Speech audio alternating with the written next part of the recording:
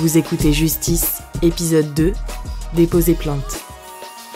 Cet épisode contient des témoignages et descriptions explicites de faits de violences sexuelles, notamment sur des personnes mineures qui peuvent être choquantes et heurter la sensibilité. C'était en 2017. Le vendredi, on a été porter plainte directement à la gendarmerie. Pour eux, 4 mois sans rien dire, c'est trop long. En fait, il aurait fallu venir dès le lendemain.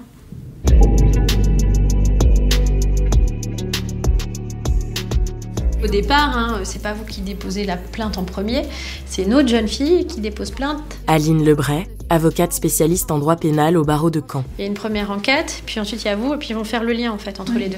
Parce que nous, on avait déposé à... Ouais. Les gendarmes qu'on a vus là-bas étaient vraiment... Jessica. C'était plus dur. Ouais, c'était Ouais. Est-ce qu'on peut dire tout ça ou pas? Bah bien sûr que vous pouvez dire que vous avez été maltraité par les gendarmes, enfin voilà, soyons clairs. Et c'était un dernier petit point que je voulais faire avec vous, c'est comment ça va aujourd'hui. Là, c'est vrai que ça fait quelque temps que ça me travaille un peu, le procès. D'un côté, j'ai peur, je me dis, est-ce que ça va aller j'ai peur aussi de comment je vais être moralement après. Ouais. En fonction de la peine qu'il aura, ce qu'il peut dire aussi pendant le procès. Et moi, que ça me fasse un choc, quoi, de revoir tout ça.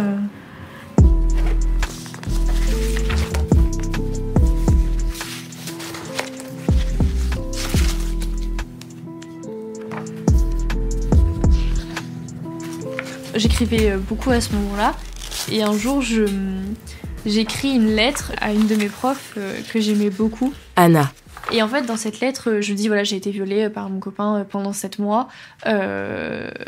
Je détaille, je parle de mes tentatives de suicide, je parle de mes hospitalisations, je parle du fait que personne ne me croit, je parle de la sensation de solitude extrême.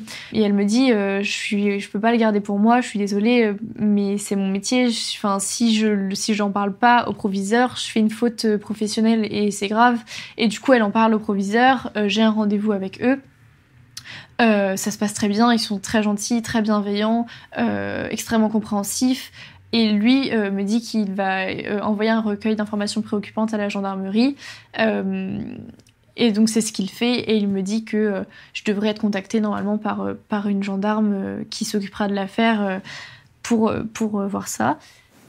En fait, c'est quand j'en ai parlé à mes copines, je leur ai pas tout dit dans le détail parce que j'avais peur du regard qu'elles pouvaient porter sur moi. Jessica. Je leur ai dit ce qui s'était passé dans la voiture, qu'il m'avait bien agressée, et voilà, et que moi je voulais pas. À 15 ans, on voulait pas. Moi je voulais pas ça. À 15 ans, je voulais pas découvrir la sexualité comme ça. Et du coup, ils m'ont dit là, Jessica, tu t'es fait violer, il faut vraiment que t'en parles à un adulte parce que c'est vraiment grave.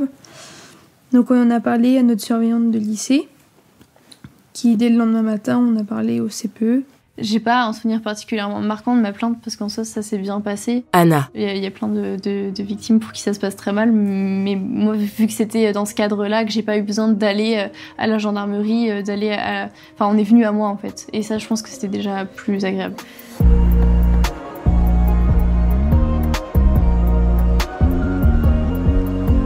Tribunal judiciaire de Caen.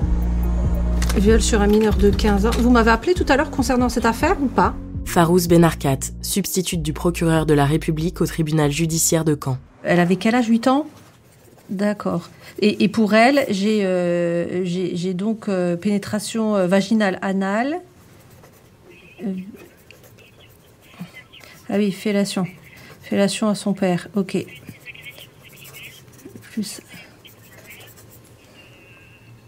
Ah oui. Donc lèche le sexe, mère et père. D'accord, ok.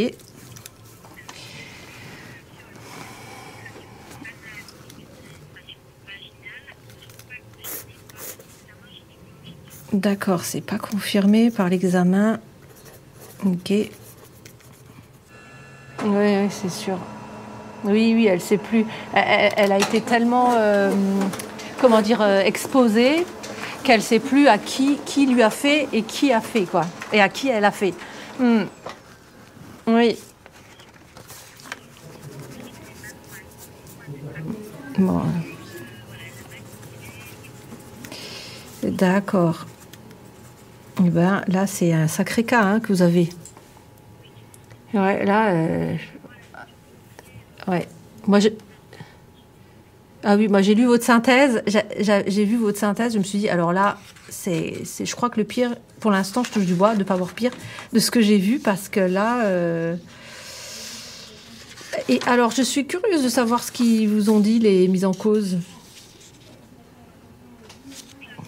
Oh. Ils nient tous. Non, jamais.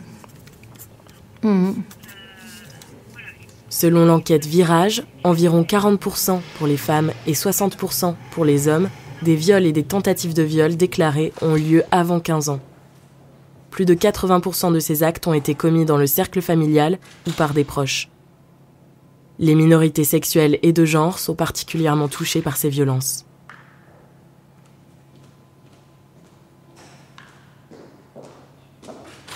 Arriver à ce niveau-là de...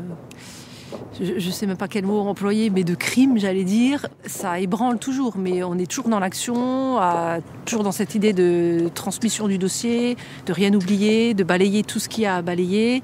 Et c'est, je pense, demain, en rentrant un peu plus dans le dossier, que finalement, j'aurai peut-être plus une conscience des émotions qui vont remonter et que j'essaierai d'évacuer en allant faire une bonne marche après le travail.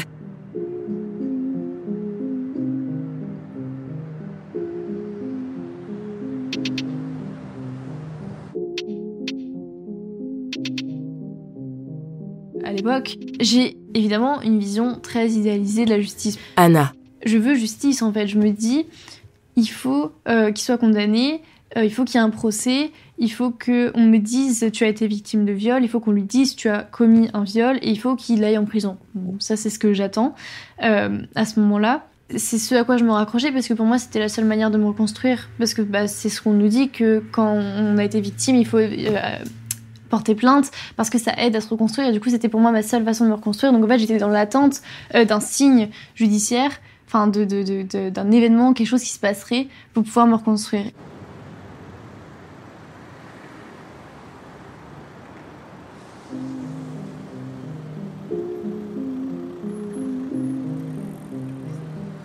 On est sur une plainte de votre part qui est très très ancienne, des faits qui sont anciens. Aline Lebray, avocate spécialiste en droit pénal au barreau de Caen. La plainte, c'était il y a 6 ans, j'ai regardé tout à l'heure. Ouais, vous avez remis le nez dedans? Ouais. Un petit peu, mais pas trop, parce que quand je suis tombée sur les dépositions de mes parents, j'ai craqué, donc j'ai arrêté. Ouais, c'est dur pour tout le monde. Hein, ouais, et ce qui est dur, c'est de souffrir soi, et surtout, en fait, aussi de voir son entourage, en fait... Je sais que, je vous l'ai déjà dit, qu'il ne faut pas attendre que cette histoire avance pour aller bien ou aller mieux. Je sais qu'à chaque fois on vous fait du mal, j'allais dire je vous fais du mal, mais c'est presque ça. À chaque fois que je vous annonce un truc, c'est dur pour vous. Mais il ne faut pas que vous définissiez comme étant une victime de viol, je trouve. Ça ne doit pas être votre personnalité ni une étiquette que vous vous collez sur le visage. Vous êtes une jeune femme qui a des projets, des amis, un travail, des parents sympas, pour autant que j'en connaisse, et qui a été victime de viol. Mais vous n'êtes pas que ça, quoi. Donc ne vous projetez pas dans la vie, n'avancez pas en pensant qu'à ça. Non, mais c'est ce que me disaient aussi les personnes justement qui me suivent, c'est que de toute façon il faut que ça s'arrête dans un sens ou dans l'autre. Il faudra que ça s'arrête. Et c'est à partir de ce moment-là vraiment que je pourrais me reconstruire et puis être dans cette attente. C'est pas vrai. C'est pas vrai. C'est pas au jugement qu'on se reconstruit, vraiment pas. Aucune victime ne se reconstruit quand le jugement arrive. L'histoire, elle est toujours là. Le jugement, il va être décevant ou satisfaisant. J'espère satisfaisant. Votre histoire aura toujours été la même. Donc non, allez-y, quoi. Avancez, indépendamment de la justice. S'il n'y a pas de condamnation, je pense que j'arriverai jamais à me reconstruire. Ça sera forcément possible d'avancer. Le traitement par la justice de votre affaire, c'est quelque chose qui est nécessaire pour éviter qu'il recommence. Ça, c'est certain. Et on voit qu'avec d'autres femmes, il a des comportements qui sont franchement limites, voire susceptibles d'être poursuivis pénalement. Peut-être que votre plainte l'a freiné justement dans les passages à l'autopsie. Peut-être que vous avez déjà été utile pour la société et pour les autres femmes, vous voyez, avec votre plainte. De toute façon, c'est utile et indispensable. Mais voilà, on vous maltraite, vraiment. Et ça me met en colère. Mais moi, j'ai pas beaucoup d'autres moyens que mon code de procédure pénale, quoi. Hein.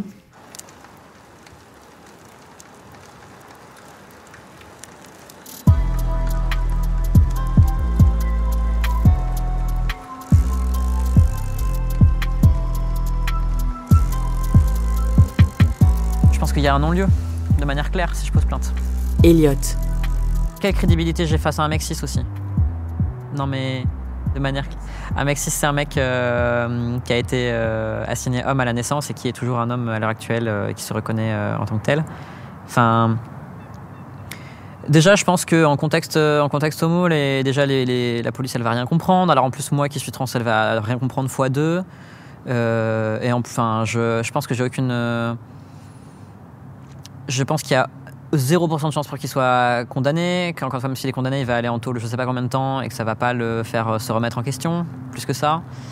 Et que moi, je vois, enfin pour moi, c'est vraiment une voie sans issue, quoi. Je pense pas que ça améliore la situation. Je pense que ce qui va se passer, c'est que je vais me faire rironner par la police, que moi, ça va être hyper compliqué pour moi de me confronter à ça.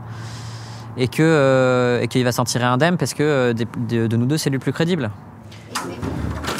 Bon, donc là, tu restes au bureau, toi. Ouais, allez, bon courage. À tout à l'heure. Donc, viol sur mineur de 15 ans par personne ayant autorité. Farouz Benarkat, substitute du procureur de la République au tribunal judiciaire de Caen. D'accord, pédiatrique. Alors, je vais récapituler avec vous. Donc, j'ai une jeune fille qui a aujourd'hui 15 ans, qui est à mal-être depuis plusieurs années et qui, pendant le premier confinement, a dit à sa mère qu'elle avait eu des flashs de souvenirs d'elle à 3-4 ans où elle voit un homme s'allonger sur elle et qui lui ferait des choses sexuelles. Vous l'entendez, audition Mélanie. Elle ne peut pas identifier le mis en cause. Donc la mère, pour l'aider, elle lui montre des albums photos de quand elle était petite pour voir si elle reconnaît quelqu'un. Et là, elle voit son ancien babysitter. Elle commence à avoir une crise d'angoisse. Elle pense reconnaître son agresseur. Ce monsieur est placé en garde à vue. Il nie les faits. Il dit qu'il y avait d'autres babysitters à cette époque. Vous vérifiez. Or, à cette période, je n'ai pas d'autres babysitters hommes. Et pas d'autres tout court. Voilà. Ensuite, elle dit que finalement, elle a eu d'autres flashs après son audition et qu'elle se souvient clairement que c'est lui qui lui aurait pénétré avec son sexe et ses doigts en 2008 alors qu'elle était âgée entre 3 et 5 ans et qui lui avait dit que c'était un jeu et que si elle en parlait, il ferait la même chose à son frère. Voilà, la mère, elle confirme qu'il y avait eu un seul babysitter homme à cette époque et ce monsieur est directeur de centre pédiatrique. D'accord. Et toujours en fonction. Donc là, elle est OK pour une confrontation, donc on y va. Et vous me rendez compte à l'issue ? Super, merci beaucoup. Au revoir. Et il y a ces flashs auxquels je m'accroche parce que ils prouvent ce qui m'est arrivé. Anna. Je m'accroche à ces images, à ces souvenirs douloureux et forts que j'ai. Il y a les sensations physiques, le fait de toujours avoir l'impression d'avoir ses mains sur mon corps, de sentir son corps qui m'étouffe. Ces aveuglements à cause de la lumière parce que parfois je regardais dehors et la lumière m'aveuglait parce que j'étais extrêmement sensible et cette sensation-là je l'ai eu pendant extrêmement longtemps, le fait de regarder une lumière et de sentir et du coup de me retrouver plongée là-dedans. Il y a les odeurs aussi, les musiques, il y a toutes ces sensations, tout fait référence à ça. Un directeur de centre pédiatrique quand il était plus jeune qui faisait la nounou et qui aurait violé une gamine. Donc tu vois, c'est tristement banal. Malheureusement. Moi, je savais pas que c'était banal. Hein. Avant d'être au parquet, je savais pas.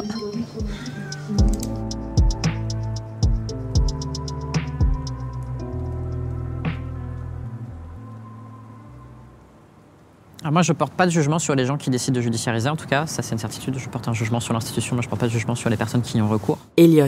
Il y a sûrement des personnes que ça a aidé et que ça aide, et tant mieux, quoi. Mais je pense qu'en soi, c'est pas designé pour être aidant du tout. Et qu'au contraire, je pense que ça peut tout à fait remobiliser cette question-là chez les gens à des moments où, en fait, elles en ont pas envie, ou que elles sont pas prêtes, ou pas dans ces circonstances-là. et pas du tout, et raviver plutôt que soigner la plaie, quoi.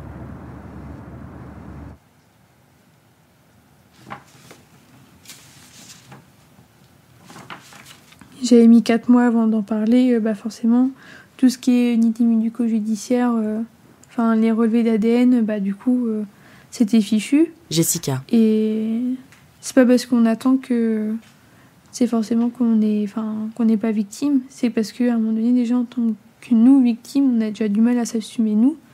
Donc c'est pas pour s'assumer devant quelqu'un d'autre, surtout devant un médecin.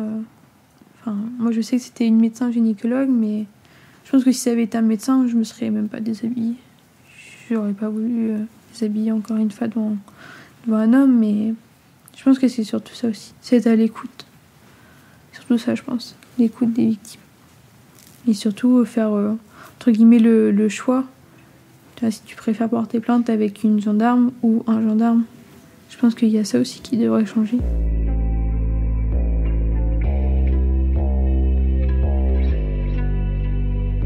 Tribunal judiciaire de Caen, au bureau d'aide aux victimes. Bonjour.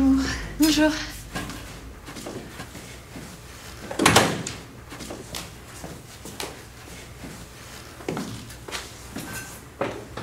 Du coup, j'ai déposé plainte en décembre 2017, pour viol Anna.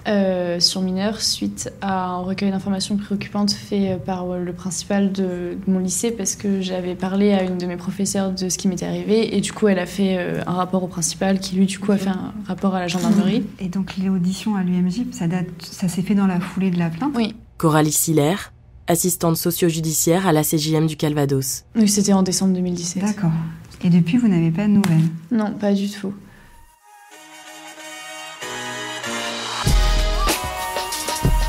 Vous venez d'écouter Justice. Si vous avez aimé ce podcast, vous pouvez vous abonner sur votre plateforme de podcast préférée et suivre Initial Studio sur les réseaux sociaux. Justice est un podcast coproduit par Initial Studio et Melocoton Film, adapté de la série documentaire audiovisuelle éponyme, coproduite par Melocoton Film et France Télévisions. Cet épisode a été écrit par Marion Guégan et Marie Chartron et réalisé par Marion Guégan. Production exécutive du podcast, Initial Studio. Production éditoriale, Sarah Koskiewicz. Montage, Camille Legras. Avec la voix d'Alix Martineau.